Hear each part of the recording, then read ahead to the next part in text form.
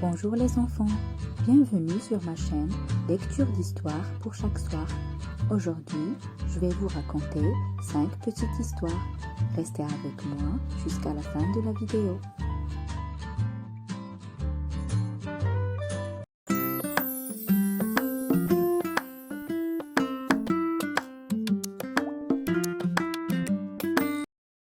Pas de bonbons pour Léo. La maman de Léo rentre des courses. Léo la rejoint en courant, impatient de voir s'il y a des bonbons dans ses sacs. Mais il arrive tellement vite qu'il glisse sur le carrelage et renverse le vase rempli de roses posé sur le buffet de la cuisine. Le vase éclate en 1000 morceaux sur le sol. Il y a des débris et de l'eau partout. La maman de Léo est furieuse.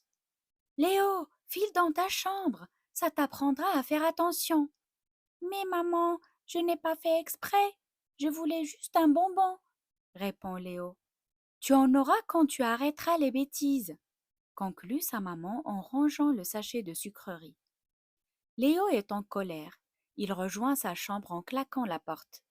Une fois à l'intérieur, les larmes lui montent aux yeux. C'est vraiment pas juste, se dit-il. C'était un accident. J'ai glissé. Je déteste ma maman. Tout à coup, il voit posé sur son étagère le cadre photo qu'il avait cassé la semaine précédente en jouant au ballon dans la chambre, alors que c'est interdit. Le cadre a été réparé et rangé à sa place. Léo regarde la photo qui le représente lui, son papa et sa maman. La cassure a été cachée par un autocollant en forme de cœur. Léo soupire. C'est sa maman qui l'a réparé, c'est sûr. Il réfléchit. Elle a raison. Il est toujours en train de tout casser. S'il essayait de faire plus attention, peut-être qu'elle ne se fâcherait pas. Il repose le cadre et ouvre doucement la porte. Sa maman est en train d'éponger l'eau du vase brisé. Il sort et la rejoint tout penaud. Je suis désolée, maman. Je ne voulais pas casser ton vase. On pourrait faire sécher ton bouquet. Comme ça, il ne serait pas complètement abîmé. Et merci d'avoir réparé mon cadre.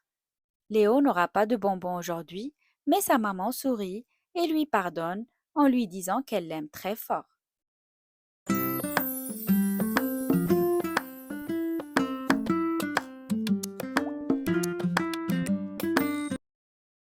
Vol au-dessus de l'île mystérieuse.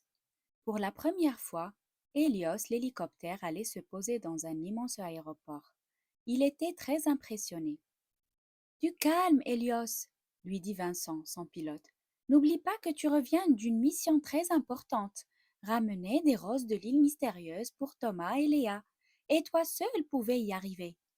Hélios reprit confiance en lui et réussit à se poser.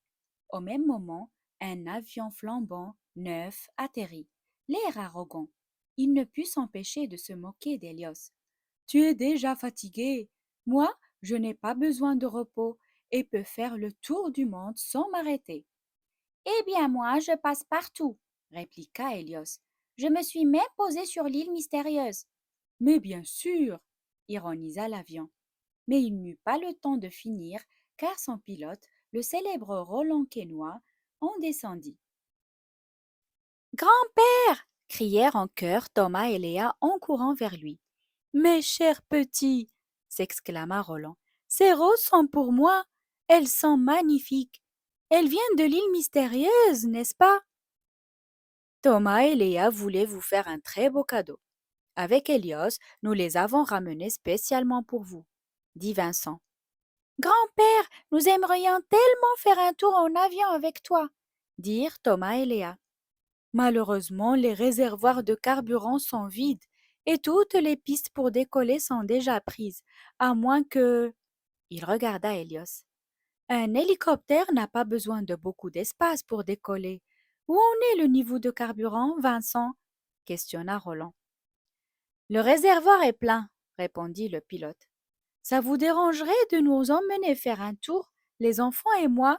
J'aimerais beaucoup voler au-dessus de l'île mystérieuse, et aucun avion n'a jamais pu m'y emmener.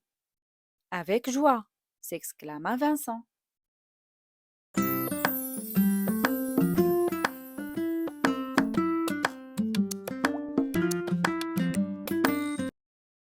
Gigi l'épouvantail. Depuis quelque temps, un étrange grognement s'élevait au beau milieu d'un champ de blé. C'est Gigi, l'épouvantail qui ronchonne, dit une petite souris. C'est vrai, s'étonna un petit lièvre.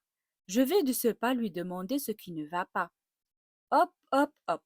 Le levreau se retrouva bientôt devant l'épouvantail. Que t'arrive-t-il lui demanda-t-il. J'en ai assez. Les oiseaux ont plus de chance que moi. Ils volent, découvrent des paysages nouveaux. Moi, je suis condamné à rester là à regarder toujours le même champ de blé. Si c'est ça ton problème, je peux t'aider, promit le petit lièvre. Hop, hop, hop. Il disparut à travers les épis de blé. Quelques jours plus tard, Gigi sommeillait quand tout un groupe de moineaux le saisit par la veste et l'entraîna dans le ciel. Où m'emmenez-vous s'écria Gigi stupéfait. Faire une petite promenade, répondirent les oiseaux en battant des ailes de plus belle. L'épouvantail n'en croyait pas ses yeux. Comme la campagne était belle, vue d'en haut. Ici, des champs de tournesol d'un jaune éclatant. Là-bas, un étang dans lequel jouaient des canetons. C'est magnifique! Je n'ai jamais été aussi heureux! Cria Gigi, l'air ravi. Soudain, un coup de feu déchira l'air de cette belle après-midi d'été. Les chasseurs, ils arrivent! Prévint un faisan. À la vitesse de l'éclair, les moineaux ramenèrent l'épouvantail dans son champ de blé. Vite! Cachez-vous sous ma veste, leur dit-il. Les chasseurs ne vous verront pas. Les petits moineaux n'étaient pas très rassurés, mais le silence revint enfin. Je croyais que vous aviez plus de chance que moi, dit Gigi, mais ce n'est pas vrai. Nous te proposons un marché, piaillèrent les moineaux. Nous t'emmènerons faire autant de promenades que tu voudras, et toi, tu nous protégeras chaque fois que les chasseurs viendront par ici. Et Gigi devint le plus heureux de tous les épouvantails.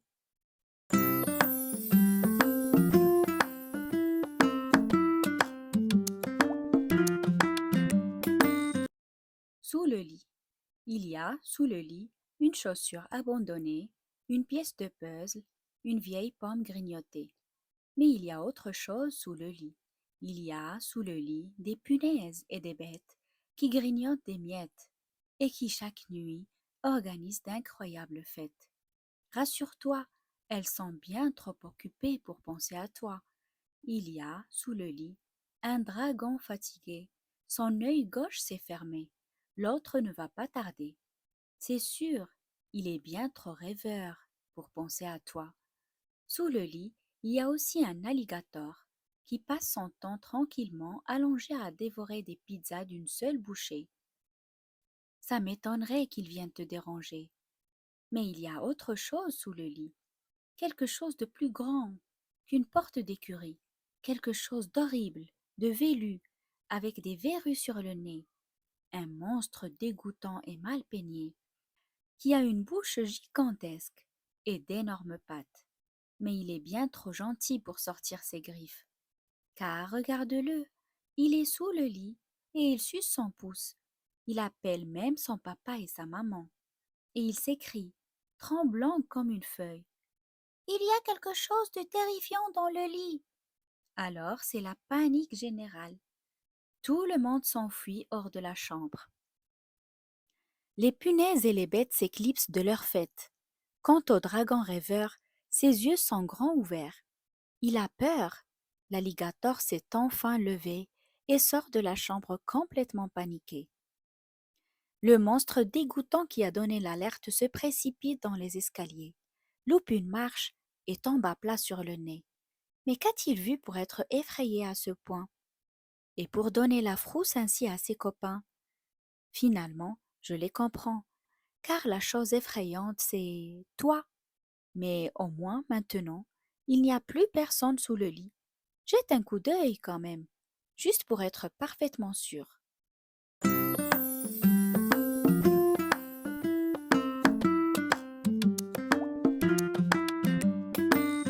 Le corbeau et le renard. Il était une fois un corbeau fort habile qui vola un fromage des mains d'un fermier. Il s'installa sur la plus haute branche d'un arbre, très fier de pouvoir déguster un si savoureux repas. Bonjour, monsieur le corbeau, entendit-il alors. Il baissa les yeux et aperçut un renard d'une belle couleur de feu. Mais lui ne serait pas capable d'attraper pareil festin, c'est certain. Je vois que vous êtes un excellent chasseur, continua le renard. Votre vol est gracieux et votre plumage splendide. Ah, si seulement vous saviez chanter, il ne fait aucun doute que vous seriez le roi de tout le bois. Le volatile ne put résister à l'envie de montrer comme sa voix était jolie. Mais en ouvrant grand le bec, son morceau de fromage lui échappa. Il tomba tout droit dans la gueule ouverte du rusé renard. Si vous n'étiez pas si arrogant, peut-être auriez-vous gardé votre repas, ricana le renard. Il faut parfois savoir être humble pour être roi, et s'avérer un peu malin. Confus, le corbeau se jura de ne plus se faire avoir, mais pour l'heure, c'était trop tard. Son ventre resterait vide jusqu'au soir. Si vous aimez mes histoires, merci de mettre un petit j'aime. Pour ne pas manquer les prochaines histoires, abonnez-vous.